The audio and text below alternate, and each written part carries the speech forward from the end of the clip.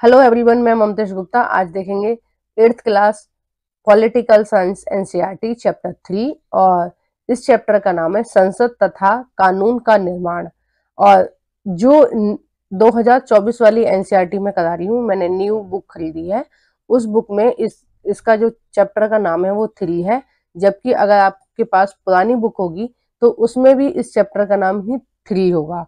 लेकिन जो 4th chapter है, इस 3 चैप्टर में ही उन्होंने नई बुक में मर्ज कर दिया है।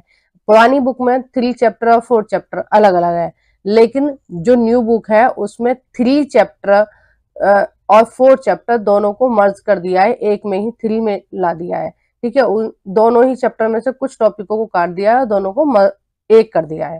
ठीक है, तो इसमें आप बहुत ज्यादा कंफ्यूज नहीं होंगे। और देखिए, इसका हमने थ्योरी वाला पोर्शन पहले कंप्लीट कर लिया है। अगर आपने नहीं देखा है तो इसी वीडियो के डिस्क्रिप्शन में आपको लिंक मिल जाएगा उस प्लेलिस्ट का, और वहां से आप जाके इस चैप्टर की थ्योरी देख सकते हैं। और ये साइड में जितनी भी प्लेलिस्ट लगाए रखी हैं मैंने, ये सभी मैंने पढ़ाई है, तो आप इनको भी जाकर देख सकते हैं, और इन सब की लिंक आपको इसी वीडियो की डिस्क्रिप्शन में मिल जाएगी। आइए शुरू करते हैं। क्वेश्चन नंबर 1, लोगों को फैसला क्यों लेना चाहिए? ए है लोगों का शोषण ना हो सके, बी है लोग कल्याणकारी जीवन जी सकें, सी है लोग अपने देश के विकास के लिए खुद फैसले ले सकें, और डी है उपयुक्त सभी। तो इसका जो सही आंसर हो जाएगा वो हो जाएगा डी, उपयुक्त सभी। तो देखिए, लोगों को फैसला क्यों लेना चाहिए, इसका जब आपकी बुक में ये चैप्टर स्टार्ट होता है तब ही उस बुक में ये पहली लाइन में ही ये क्वेश्चन पूछा जाता है कि लोगों को अपना फैसला क्यों लेना चाहिए। और इस पे मैंने बहुत डिटेल में आपको समझाया था, आप देख सकते हैं थ्योरी वाली वीडियो में।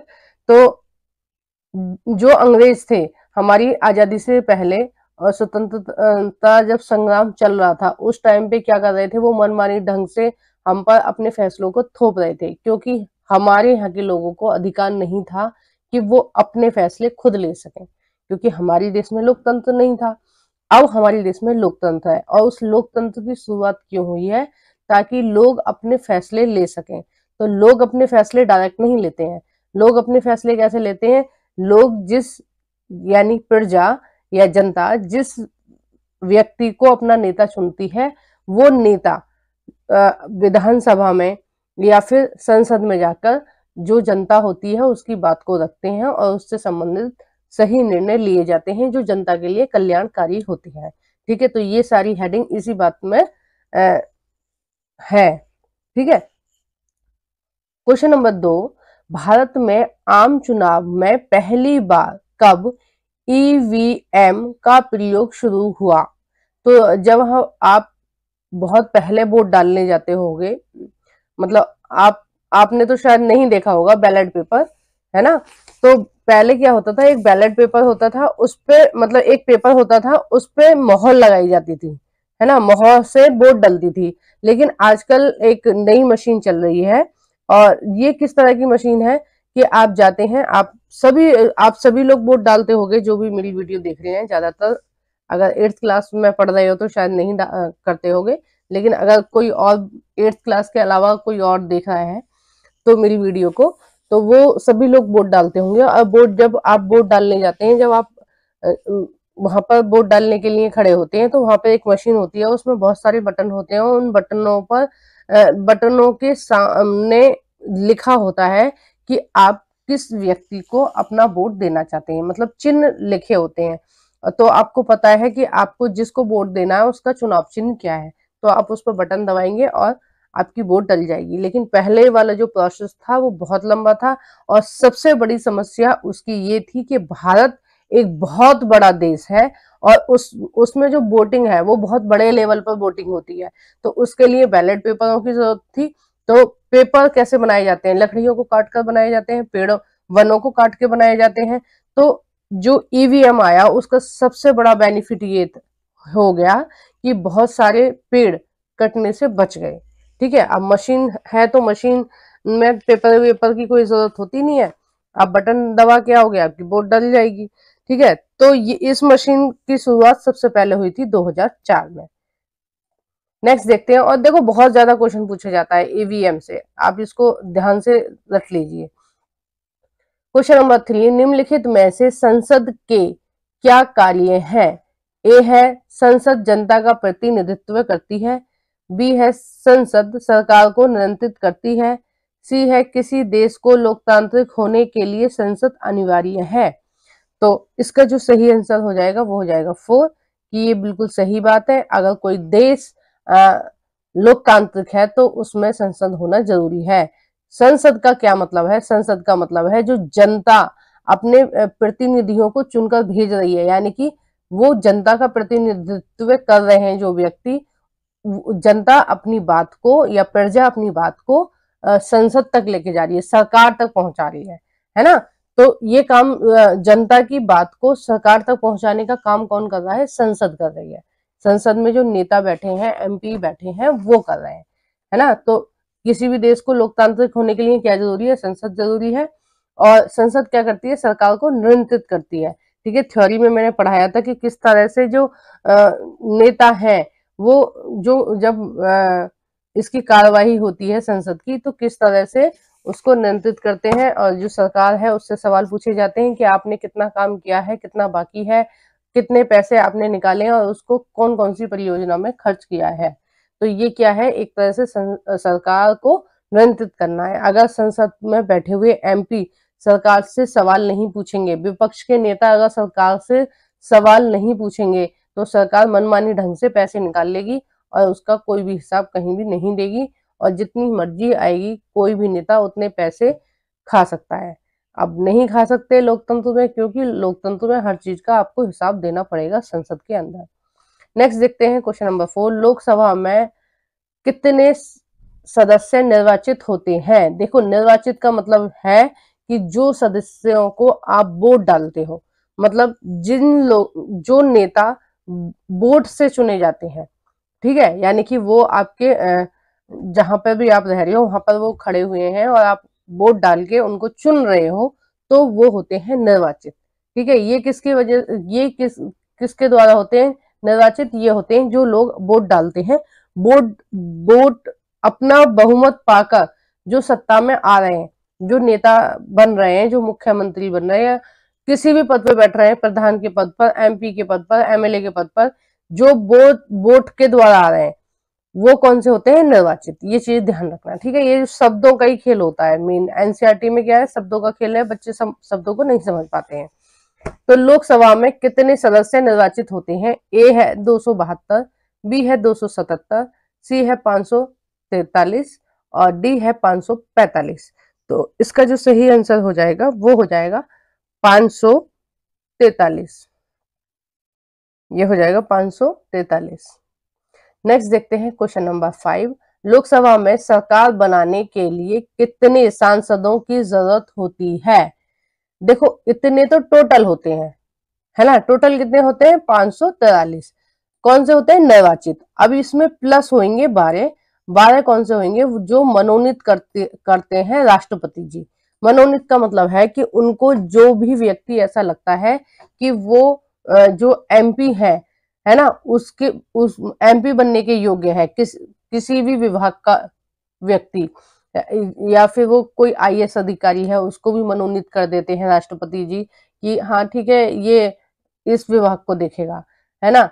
कोई डॉक्टर है या कोई अभिनेता है, तो इस तरह के जो लोग होते हैं उनको अपने विवेक के हिसाब से राष्ट्रपति जी मनोनीत करते हैं। तो कितने सदस्य होते हैं? 12 सदस्य कैसे होते हैं? मनोनीत होते हैं। ठीक है, आप ध्यान रखिएगा कि 12 सदस्य कैसे होते हैं? मनोनीत होते हैं, और बाकी की 543 कैसे होते हैं? निर्वाचित होते हैं।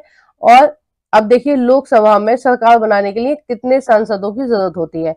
तो होते तो 543 है, लेकिन अपनी सरकार बनाने के लिए, यानी कि जैसे नरेंद्र मोदी जी अगर खड़े हुए हैं चुनाव के लिए, तो नरेंद्र मोदी की जो सरकार बनेगी तो उसके लिए कम से कम उनको कितने एमपीज की जरूरत है? तो उनको जरूरत है 272। ठीक है, कितनी जरूरत है उनको? 272 एमपी की जरूरत है। कम से कम उनको 272 एमपी उनके जीत के आने चाहिए जनता में से, तब ही उनकी सरकार बनेगी। और इससे कम जीत के आएंगे तो उनकी सरकार नहीं बनेगी। थोड़ा बहुत कम होते हैं तो वो क्या कर लेते हैं, दूसरी पार्टी को अपनी पार्टी में मिला के गठबंधन की सरकार बना लेते हैं। मान लीजिए इनके आ गए 260, ठीक है, मान लीजिए बीजेपी के अब जो चुनाव हो रहे हैं उसमें 260 आ गए, तो बीजेपी वाले क्या करेंगे, बीएसपी को अपने में मिला लेंगे या किसी और भी पार्टी को, जो उस पार्टी से भी उनका सही रहेगा, उस पार्टी को अपनी पार्टी में मिला लेंगे। तो इनको कितने की और जरूरत है, 12 को। मान लीजिए बीएसपी के इन्होंने 12 और मिला लिए अपने में, तो इनके हो जाएंगे 272। तो 272 कम से कम चाहिए। या तो आप पूरी तरह से अपने बल पर 272 लेके आओ, या फिर अगर नहीं लेके आ रहे हो तो आप क्या करोगे, किसी और पार्टी को अपने में मिलाकर उसको पूरा कर लेते हैं, ठीक है। तो उसको क्या बोलते हैं, गठबंधन की सरकार।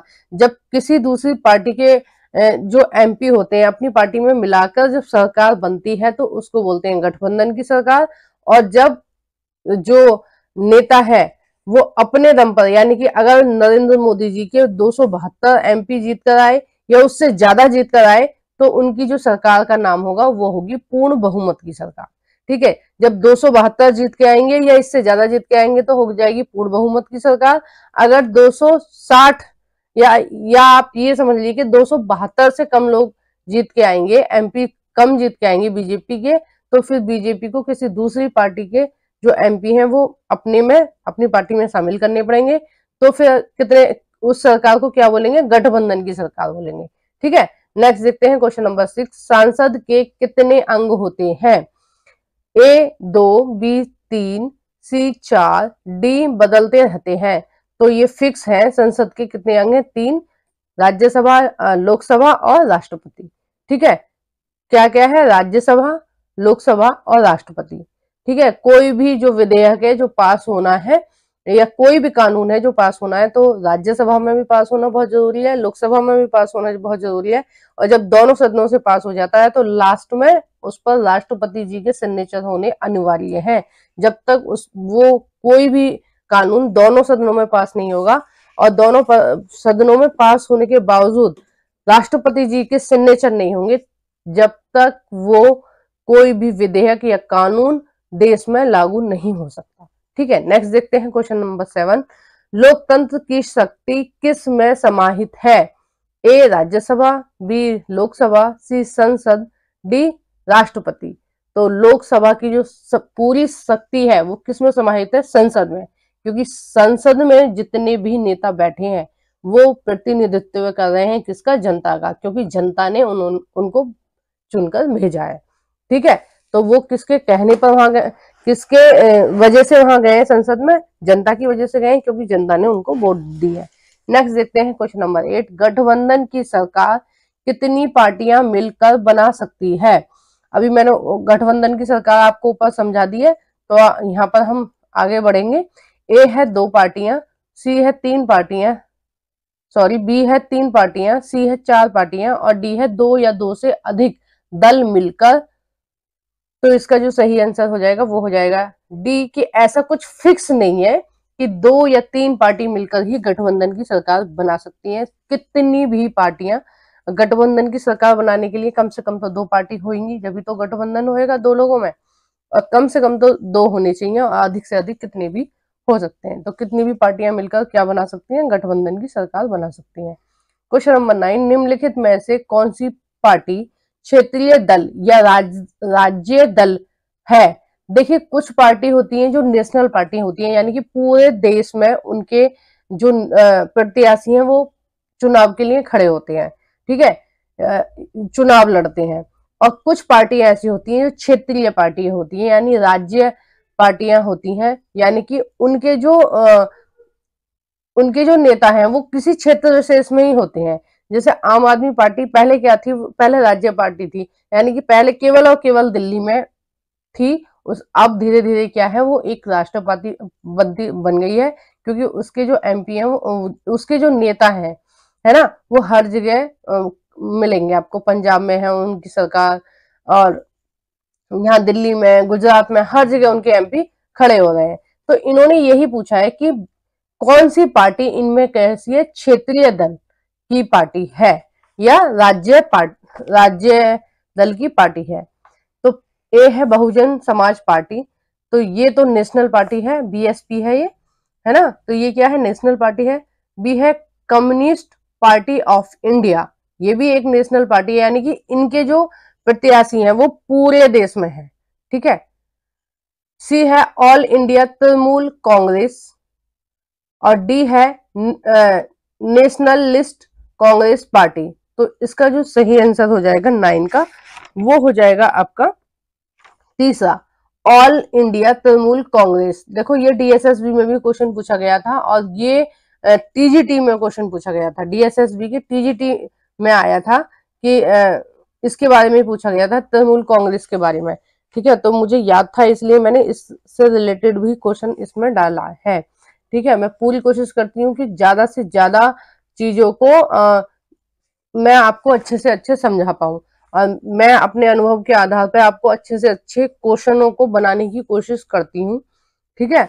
और आपको मेरी वीडियो कैसी लगी है प्लीज कमेंट बॉक्स में बताइए। प्लीज मेरी वीडियो को लाइक कर देना, और जो भी आपको कुछ भी पूछना है या आपको कुछ भी गलत लगा है तो प्लीज मेरी वीडियो में कमेंट करके आप पूछ सकते हैं। मैं हर कमेंट का रिप्लाई देती हूँ। और जो भी फ्रेंड आपके फ्री में एनसीईआरटी पढ़ना चाहते हैं, उन फ्रेंडों के साथ मेरी इस वीडियो को प्लीज शेयर कर देना। Thank you for watching everyone.